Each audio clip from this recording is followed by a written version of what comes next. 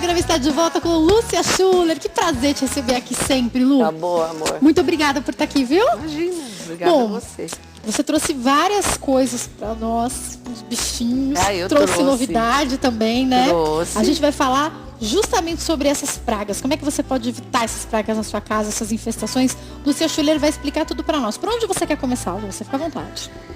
Bom, eu vou começar com esse bicho. Ai, meu Deus. Você vai tirar ele daí mesmo, né? Vou. Então, eu vou começar com esse bicho para falar um pouco sobre, já que hoje a gente tem um pouquinho de tempo, falar sobre entomologia, né? Que é o estudo dos insetos. Uhum. E esse bicho é um exemplo. Isso aqui é um galinho de goiaba que ele come, né? Isso aqui é um bicho-pau, né? Para quem nunca viu, pode. Gente, mas que coisa mais esquisita.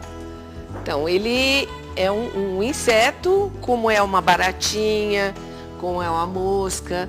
Eles são todos, eles têm o mesmo tipo de corpo, o mesmo tipo de estrutura. Uhum. Todos os sistemas são iguais, né? A diferença só é a colocação dele na natureza. Uhum. Então, esse bicho, como é um bicho não praga, que ele vive na natureza, livre, vive em áreas de eucalipto, em áreas onde tem goiaba, que é a alimentação básica dele, né? Como eu falei, não é uma praga. E essa apresentação dele, justamente, é para disfarçá-lo na natureza, para ele não ser predado, né? Então, você vê que ele tem uma boca adaptada para comer essa folha dura da goiaba. A barata também, ela tem uma boca também adaptada para tirar pedaços das coisas, né? Deixar marcas. A barata, quando rói, ela deixa marca. Ele tem uma parte torácica, que é essa parte aqui, onde estão os membros. Todo inseto tem 1, 2, 3 pares de pernas. A gente fala pernas, não pés. Pares de pernas. Pernas, né? Depois ele tem o abdômen, nesse caso é uma fêmea, o macho é muito menor. Mais ou menos? Então ele começa mais ou menos aqui, vem até aqui, que são os órgãos genitais. Por aqui ela espelha os ovos, que é a reprodução ovípara, né? Então ela libera os ovos diariamente, tendo ou não a presença de um macho. Se o macho não tiver, ela consegue partogênica, né? Então ela consegue produzir descendentes da mesma forma. Quantos ovos, mais ou menos? Olha, uma fêmea dessa, para ela chegar na forma adulta, ela demora uns 8 meses, aí ela vive mais uns 3, 4 meses. Essa já é adulta? Essa é adulta.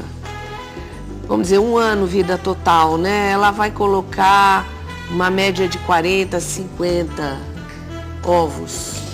É que assim, a gente tá vendo se segurando um inseto, assim, ele não é que coisa mais linda, mas assim, de perto ele também não é que coisa mais terrível.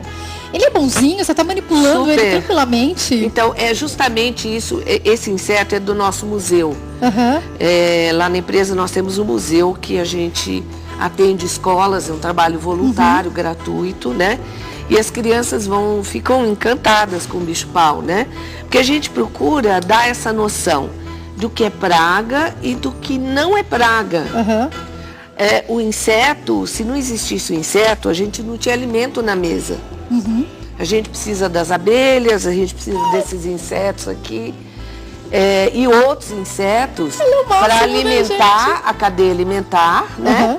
E para produzir, para polinizar, para ajudar a desenvolver mais vegetais na natureza. Ele não faz nada contra o homem? Nada. Absolutamente ele fica aqui nada. Na minha mão, será, se colocar? Fica, é só você colocar sua mão assim e ela vai. Ele não, ela. Tá vendo que ela tem nome? Ela não tem nome. Não. Né? Vamos dar um nome pro bicho. Ela tem umas garrinhas, né? Eu quero um nome pro inseto, né? A pessoa não tem muito juízo. Pode chamar do que você quiser. Ela tem umas garrinhas, né? É o último segmento das pernas, é como se fosse uma mãozinha mesmo. Então ela precisa dessas garras para poder subir nas árvores, agarrar nos galhos, né? E quando a gente pega lá na gaiola, elas, né? Porque elas ficam em grupos grandes, ela tá bom, balança. Obrigado, tá ótimo. Tá ótimo? Tá ótimo. No seu cabelo você já não tá tem aquela... ótimo. Ela balança como se fosse um galho para iludir os predadores. É para a própria natureza, né? Quem se alimenta dela? Então, pássaros, répteis, animais maiores, macacos, né? Mas se ela não se esse inseto não se protegesse dessa forma, ele seria dizimado, né? Então, assim como o bicho, uma camuflagem, assim como o bicho, pau, tem outros insetos também, borboletas que nas asas tem uma formação como se fosse olhos de coruja, né? E outras situações que faz com que esses animais se preservem na natureza e não sejam predados. Deixa eu sentir aqui. É bem... Então, ele, como todo inseto, ele tem um exoesqueleto dentro dessa capa dura, né? Que tem quitina e outros elementos, tá todos os sistemas. Ele se comunica com essa antena ou não? Sim. Com outros também? As antenas são órgãos muito especializados para todos os insetos, que os insetos ouvem, tateiam, percebem odores. Porque ele vai com as patinhas, com as pernas, mas ele vai com as antenas também primeiro, tudo através das antenas, exatamente. Ele percebe tudo e cheira também, né?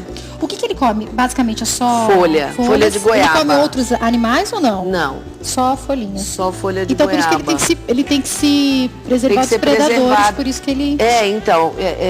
os insetos, eles são os elementos muito mais antigos do que o homem na natureza.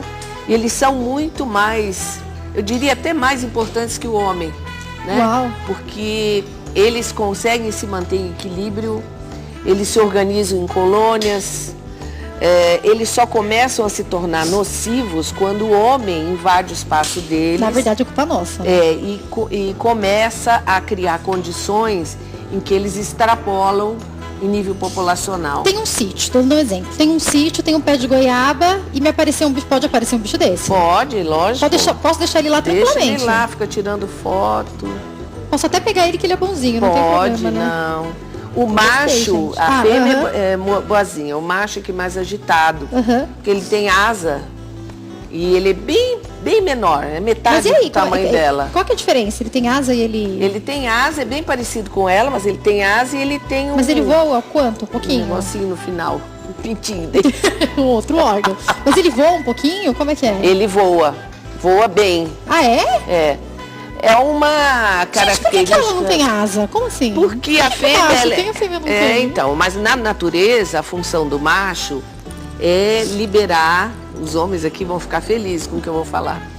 A função do macho é liberar a sua programação, né?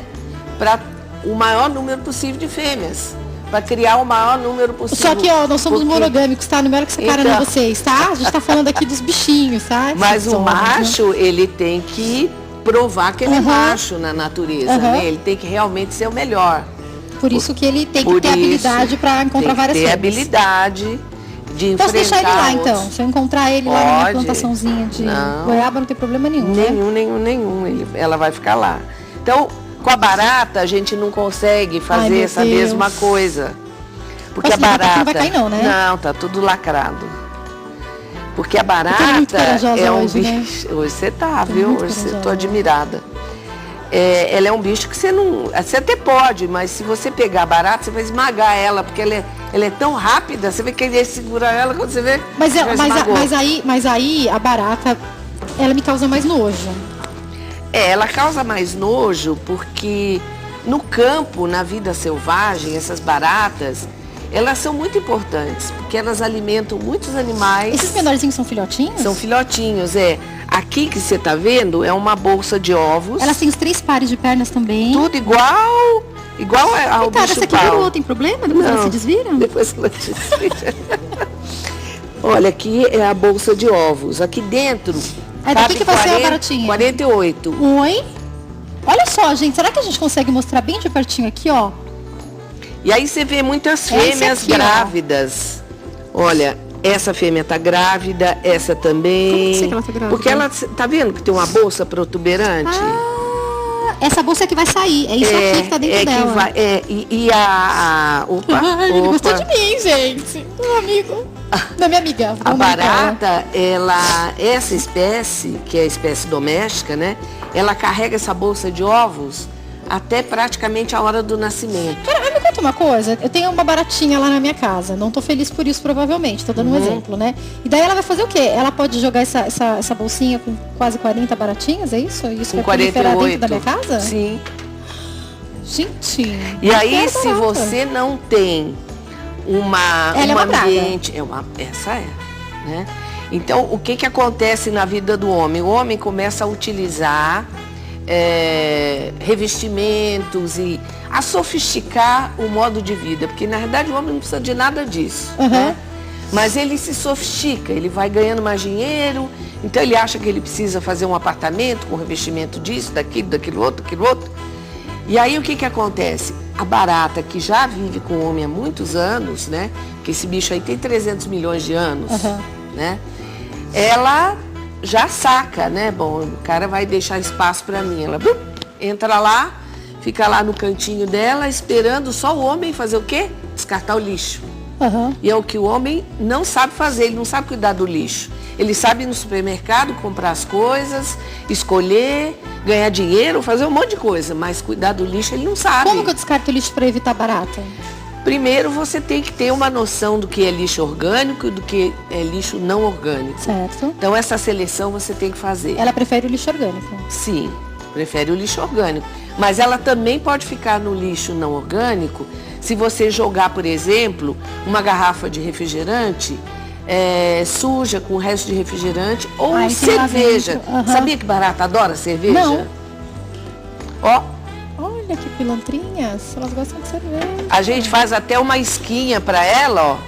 Você coloca no vidrinho um pedaço de pão. Vamos lá, tem um monte de barata na casa da pessoa que está nos assistindo. O que eu faço? Você põe, isso aqui esse pão já tá velho, tá? Mas ele tá aqui só para demonstrar. Aí eu ponho ali na cerveja. Então você põe esse é melhor pão de centeio, ele tem um aroma mais forte. Aí você pinga cerveja nesse pão, umedece o pão. Besunta isso daqui, essa beirada, com vaselina. Pra quê? Pra ela escorregar se ela tentar sair. Ela escorregar e ela não vai conseguir. Hoje eu tô sendo uma boa aluna hoje. Você tá na minha sintonia. Hoje eu tô uma boa aluna.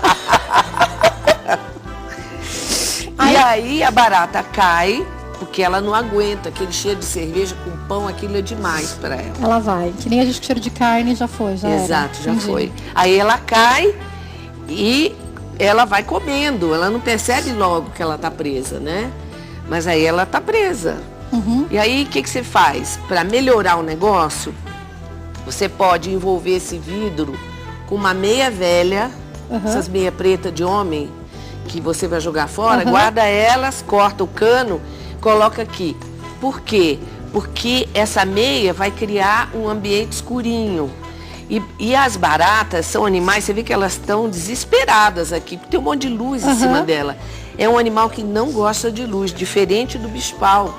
O bicho-pau é um animal diurno, né? Ele gosta de ficar... Então, por isso que, por exemplo, barata, a gente vê mais, quando a gente está dormindo, acorda por algum motivo, a gente acende a luz e a gente vê uma barata correndo. Exatamente. Então, ela usa muito essas antenas para ela se locomover. Tem zoonose? Pode transmitir alguma doença? Sim, muitas, né? O que não é o caso do bicho-pau, por exemplo. O que não é o caso do bicho-pau. Uma das doenças importantes dessa barata é a asma. Sério? Porque você viu que tem baratas de vários tamanhos aqui, né? Então, para ela mudar de tamanho, assim como o bicho-pau e qualquer outro inseto, ele perde toda essa casca aqui, ó. Certo. Perde essa casca, joga a casca fora e ele fica meio molinho, que nem essas baratinhas novas que acabaram de nascer. Eu tô vendo umas aqui bem chiquinhas. Por exemplo, se isso está no chão da sua casa, você não vai conseguir reparar isso. Não, né? E ela fica assim meio branquinha, o pessoal chama de barata noiva, barata branca, né? É porque ela acabou de perder aquela casca mais grosseira, aí ela produz uma casca nova. Certo. Um exoesqueleto novo. Então aquela casca velha, ela fica no ambiente. Como ela fica em lugares assim, que às vezes o aspirador, a vassoura não chega, ela vai se misturando, ela vai degradando, vai se esfarelando e vai se misturando com a poeira. Entendeu? Aí quando você varre a casa, aquela poeira levanta, você inala. Quando você inala, você tem a crise asmática. Foi casca de barata junto. Foi casca de barata junto, porque isso está mais do que comprovado cientificamente. Aspirador de pó já tem alguma coisa? Ou não faz diferença? Então, nos países mais avançados, eles recomendam usar aspirador de pó com filtro EPA. Porque o filtro EPA, ele... O que é o filtro EPA? É um filtro... Não, é um filtro que ele pega partículas muito pequenas. Entendi. Porque uma e é o caso da barata. Ela é tão pitiquinha, imagina a casca dela, quase impossível de se ver. Partículas muito pequenas. Nossa. Então é fácil de você inalar. A barata, ela tem até um cheiro. Você chega no local do viveiro dela, e isso é do hormônio dela. Mas a gente que já está no campo há mais tempo, né? Você entra no ambiente assim, se tem barata, você sente o cheiro dela. Que geralmente é o hormônio do macho. Se tem várias, o que dá para fazer para eliminar? Esse exemplo é uma armadilha, isso aí que você falou pra gente. Esse exemplo é uma armadilha. Ela funciona muito bem para aquelas baratas grandes de esgoto, que ficam em garagem. Aí eu faço o quê? Eu mato essa barata depois? Não, aí você pega água com detergente, pode ser até água fervendo, joga lá e joga tudo no vaso sanitário. Um abraço. Ótimo. Quer dizer, manda o marido fazer, né? Porque a mulher vai ficar gritando. Algumas só. Me perguntaram assim, foi por isso que o Bruninho perguntou isso hoje. Você tem medo de barata? Eu falei, não, tenho só nojo. Ele, então menos mal pra você. Era por causa das nossas baratinhas. Essas são menores, né? Então, elas estão em estágio intermediário. Mas elas são crescem ninfas. mais ainda. Elas crescem. Quanto tempo vive uma barata? Alguns meses, uns 6 meses em média. Mas aí elas vão deixando ovinhos e vão... Uma barata, a vida toda dela, ela produz umas 8 bolsas. Com cerca de 48 cada 8 uma. vezes 4, 32, então dá uns 400 filhotes, mais ou menos, por barata. Casa. Por barata. Se você começar a colocar isso no lápis, isso vai longe, essa conta vai longe, bem longe. Descartar o lixo da maneira adequada é uma das melhores opções. Descartar lixo, procurar... uma outra coisa interessante que o brasileiro ainda não aprendeu é fazer reaproveitamento do resto de vegetais no jardim. Né? Como adubo mesmo. Né? Mas existe uma técnica para você fazer isso. Não é de qualquer jeito. Não é de qualquer jeito, mas também não é nenhum... bicho de 7 cabeças. Não. Entendeu? De você manter isso numa caixa, resto de casca de ovo, de talo, de tudo que você usa na cozinha, que você realmente não aproveita. Então, uma boa parte desse alimento vai para aquele canto. E ali, aos poucos, ele vai se retransformando, né?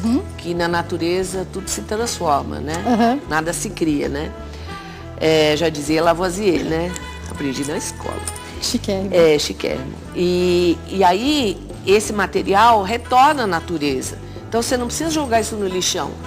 A gente tem que começar a ter essa ideia de que não pode jogar tudo no lixão. Entender a própria cadeia, né? Como Deus fez as coisas, gente, né? Sabe? Enquanto a gente não tiver essa noção, a gente vai continuar morrendo de dengue, né? E a dengue está eu estou apavorada. É impressionante que não passa. Todo ano a gente fala a mesma coisa, não, a gente explica que são as mesmas pior matérias. Ainda. Mais pessoas morrendo do que o que a gente podia imaginar, né?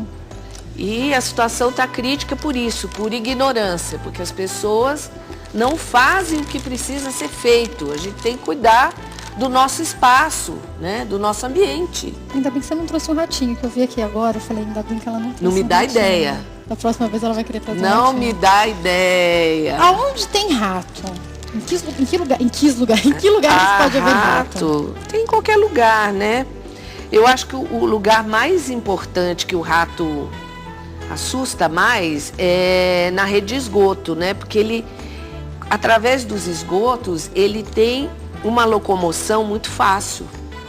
Por que a gente vê, às vezes aparecem ratos em casas limpinhas, não tem nada de errado naquela casa, mas tem uma construção perto, alguma coisa, daqui a pouco você vê um rato passando. Qual a lógica de raciocínio que a gente tem que ter para ele não entrar dentro de casa? Então, a lógica é a seguinte, primeiro, se você tem uma canalização subterrânea, conectando as edificações, você não tem um rato hoje, mas vai ter amanhã. Isso é fato, né? Se você não cuida do seu lixo, você não tem um rato hoje, mas você vai ter amanhã. Tá. Porque o lixo é uma bandeira vermelha para o rato. O rato, ele tem capacidade olfativa muito superior à do homem, do bicho homem. Muito, muito, muito superior. E ele tem um problema que a visão dele é pouco desenvolvida. Ele não enxerga em cores, só preto e branco. Então ele precisa reforçar os outros sentidos. Então o sentido do olfato é muito aguçado nele. Então ele percebe a muita distância a presença do lixo orgânico, né? E ele gosta de lixo com os alimentos que o homem costuma consumir. Então quando eu falo da casa limpinha, a casa pode até ser limpinha, mas o lixo tem alguma coisa errada para parecer um rato, é isso? Porque aí que tá, você ter uma casa limpa e você não saber cuidar do seu lixo, a sua casa não é limpa. Né? E isso eu estou falando até num âmbito maior, que em casa o aparecimento de um rato é um aparecimento mais esporádico, não é tão frequente. Mas num hospital, num restaurante, num supermercado, onde todos esses fatores estão muito em evidência, você vê problemas como esse todos os dias. Descarte incorreto de lixo. O descarte incorreto. Precisa ter uma disciplina muito grande em relação ao lixo. Isso é básico para todos os bichos que a gente As armadilhas para ratos domésticas são iguais às armadilhas que eu vou usar, por exemplo, num supermercado, num restaurante? O princípio é o mesmo. O princípio de controle é o mesmo numa casa, ou num restaurante, ou num supermercado. Só que numa casa você tem menos fatores e menos ocorrências desses. É bem mais raro, né? É bem mais raro. Agora, numa área onde tem muito alimento, você começa a ver, e aí a própria área vai sendo utilizada, né? Você começa a ver muita abertura, construções que vão sendo feitas, mudanças. Geralmente, nesse aspecto, quase nunca se pensa nas pragas. As empresas têm essa visão de que uma pessoa que controla pragas, que ela tem um veneno fantástico, e que esse veneno ela vai chegar lá, plim, né? Como uma varinha, e aí vai resolver todos os problemas, porque é uma super empresa. E isso é ridículo. É um conceito absolutamente falso. Tudo começa em como a gente cuida do nosso lixo. Exato, e como há o descarte de lixo em todos esses locais que a gente está falando. Exatamente. Né? Então, parte do princípio do cidadão que pensa nesse aspecto, que passa a cobrar isso do seu vizinho, a cobrar isso da municipalidade, a cobrar isso no bairro, entendeu? É uma cadeia. Lu, eu tô com pouquíssimo tempo, infelizmente. A gente ficou mais tempo hoje, mas mesmo assim ainda foi pouquíssimo. Eu queria que você falasse desse... Então, isso aqui isso é um balão? O que é isso? É um balão, isso é uma coisa bem nova aqui, importado, né? Isso é um balão para espantar pombo. Eu tô vendo nas notícias algumas cidades aí que estão enfrentando problemas sérios de pombo, né? Já foi tentado de tudo. Pombo você não espanta só com uma medida. Você tem que ter educação, você tem que cuidar do lixo, porque o pombo adora lixo também. Você tem que educar as pessoas para as pessoas não darem. A comparação rato de asas é uma boa comparação? É uma boa comparação, uma boa, porque até recentemente morreu uma pessoa, acho que no Paraná, se não me engano, com uma doença que é transmitida através das fezes dos pombos, né? Então eles defecam nos beirais, nas partes mais altas, no piso. Aquela massa que ele defeca é uma massa com muito pouco líquido. Então ela vira uma nuvem de fungo, porque ele pode estar portando fungo ou o fungo se abriga naquele material depositado. E aí aquilo se divide em milhares de partículas e as partículas vão sendo respiradas, inaladas pelas pessoas. E as pessoas ficam doentes, né? E podem morrer. Podem morrer. Uma das doenças que atinge as pessoas é a meningite, né? Então, isso está relacionado com limpeza, com educação e com outros recursos. Não adianta você chegar lá, pendurar um balão desse e a vizinha continuar a alimentar o pombo. Não vai resolver nada. Pelo amor de Deus, conscientização, né? É conscientização. Quando eu vejo alguém alimentando pombo, eu penso, meu Deus, por que... Às vezes a gente vê isso na rua aqui, a gente trabalha no centro de São Paulo, na Praça da República, vira e mexe, tem gente alimentando pombo. Não é bacana fazer isso, né? Não, porque as pessoas associam pombo, né? Uma vez até uma senhora, num programa que eu falei, ela me escreveu uma carta reclamando muito que eu falava muito mal dos pombos, porque os pombos são exemplos de santidade, não sei o quê. Eu acho que os pombos são animais que merecem o nosso respeito. Dizer, né? Por causa da pomba que apareceu em formato de pombo, Espírito Santo. Mas, gente, mas esse pombo que a gente tem aqui na cidade, na verdade, ele transmite doença. Você tem que encerrar, já estourei meu programa. Tá. 0 operadora 11 4330 6644, 0 operadora 11 4330 6644, lucia@sopragas.com.br. Tem aqui um manual descomplicado doméstico de controle de pragas urbanas. Eu encontro aonde o manual? No meu Facebook, Lúcia Schuller, só pragas. Lúcia Schuller, só pragas. Agora a gente usa bastante as redes sociais, você encontra facilmente a Lúcia lá. Lu, volta sempre, por favor. Beijos pra você. Ai, meu Deus, ela vai trazer ratinho, eu tô só vendo. Eu vou pro intervalo e já volto. Fique com as notícias do jornalismo, não sai daí.